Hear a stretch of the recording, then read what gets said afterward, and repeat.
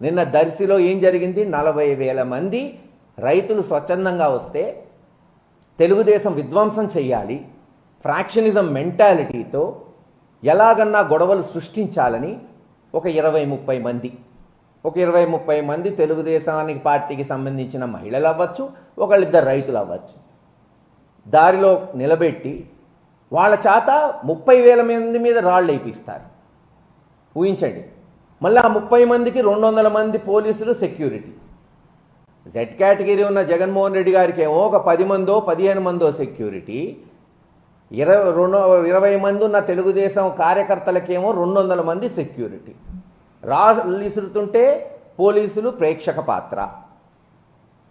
కానీ నిబద్ధత కలిగిన నాయకుడు కాబట్టి, ఎన్ని అవమానాలు చేసినా ప్రజల కొరకు తట్టుకుంటాను, నిలబడతాను, వాళ్ళ కొరకు పోరాటం చేస్తాననే ఒక మంచి ఉద్దేశం ఉన్న నాయకుడు కాబట్టి ఎక్కడా అదుపు దాటనీలేదు ఎవరిని కూడా.